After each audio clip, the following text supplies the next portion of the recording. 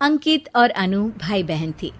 माँ बाप के देहांत के बाद बड़ी बहन अनु ने दिन रात मेहनत करके अंकित की देखरेख की और उसे पढ़ा लिखा कर पैरों पर खड़ा किया था। दोनों भाई बहन खुशी खुशी रह रहे थे। एक दिन, दीदी मुझे जॉब मिल गई है। अरे वाह भैया, तेरी मेहनत सफल हुई। मेरी मेहनत नहीं दीदी, आपकी मेहनत। अगर पापा के निधन के बाद मेरी जिम्मेदारी आप न उठाती तो ये सब नहीं हो पाता।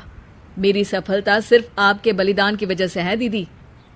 कुछ महीनों बाद अंकित की शादी सीमा से हुई। सीमा बड़ी ही चालाकी से अनु से मीठा मीठा बोलकर घर का सारा काम करवा लेती थी और खुद अंकित के साथ घुमा फिरा करती थी। वैसे तो वो सिर्फ खाना बनाने का काम ही घर में करती थी, लेकिन अब उसे उससे भी छुटकारा चाहिए था। इसीलिए एक दिन, दीदी मेरे हाथ का खाना अंकित को पसंद नहीं आता, क्या आप खाना बना दोगी प्लीज? अरे हाँ, ये भी कोई कहने की बात है, जरूर। सीमा इस बात से मन ही मन बड़ा खुश होती है और अगले दिन के झाड़ू पोछे के काम से छुटकारा पाने के लिए एक और तरकीब लड़ाती है। हॉल में जोर जोर से कराहने लगती है। उसके कराहने की आवाज सुनकर अनु हॉल में भागती हुई आती है। क्या हुआ सीमा? दीदी, लगता है मेरी कमर अकड़ गई है। वो क्या है ना, मुझे झाड़ू पोछा करने की आदत नहीं है ना। मेरी मम्मी पापा ने मुझसे कभी ये काम नहीं करवाया। अरे कोई बात नहीं, झाड़ू पोछा ही तो है, मैं कर लिया करूंगी। ऐसे ही धीरे धीरे सीमा ने घर के सारे कामों का बोझ अनु पर डाल दिया। घर का सारा काम अनु करती थी, फिर भी सीमा को अनु से छुटकारा चाहिए था। इसलिए एक दिन वो अंकित के ऑफिस से लौटने से ठीक पहले ढेर सारे कपड़े लेकर धोने का नाटक करने बैठ जाती है। अरे सीमा, इतने कपड़े? अब क्या करूं, अकेली पड़ जाती हूँ।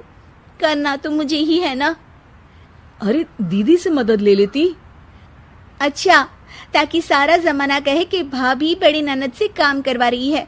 और वैसे भी दीदी ने तो साफ कह रखा है मुझे कि तुम आज जो भी हो सिर्फ उनकी वजह से हो, इसीलिए अगर उनके बनाए इस घर में रहना है तो काम करना ही पड़ेगा। ये सब सुनकर अंकित को बहुत गुस्सा आ गया। उसने अनु को बुलाकर कहा, दीदी ये घर पापा ने बनाया था और इसमें मेरा भी हिस्सा है और मुझे वो चाहिए। ये सुनकर अनु को बुरा तो लगता है, मगर वो दूसरे ही दिन घर का बंटवारा करने के लिए वकील के पास चली जाती है। वहां से लौटते हुए अनु का एक्सीडेंट हो जाता है, जिससे वो दोनों पैरों से अपंग हो जाती है। अब मजबूरन उसकी पूरी देखरेख सीमा को करनी पड़ती है। एक दिन सारे कामों से थक कर सीमा अंकित से कहती है, अजी सुनते हो, अब मुझसे तुम्हारी ये बहन की सेवा ना होगी। अगर कल तक तुम इसका बंदोबस्त नहीं करते तो मैं घर छोड़कर चली जाऊंगी। अरे ये कैसी बातें कर रही हो? इस हालत में वो कहाँ जाएंगी?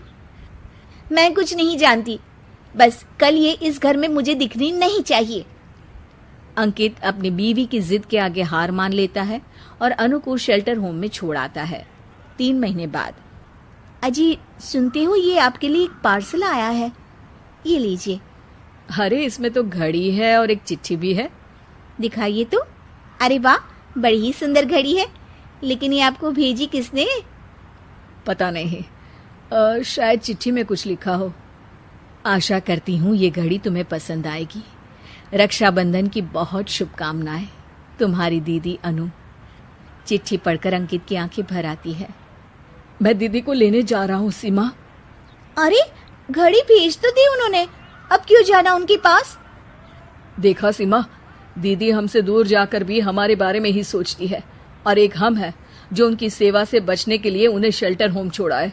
तुम्हारी बातों में आकर मुझसे ये क्या पाप हो गया? मैं जा रहा हूँ दीदी को लेने, और जब मैं वापस आऊं तो तुम मुझे हमारे घर में मत दिखना। इतना कहकर अंकित अनु को लेने निकल जाता है। वहां पहुंचकर, दीदी मुझे माफ कर दो, मैं तुम्हें लेने आया हूँ। भाई आज तो राखी है, आज तो मैं मना कर भी नहीं सकती। दोनों घर पहुंचते हैं। अरे सीमा, तुम अभी तक यहीं हो? निकल जाओ इस घर से। अरे वाह अंकित, फिर वही गलती कर रहे हो तुम। सीमा, तुम कहीं नहीं जाओगी।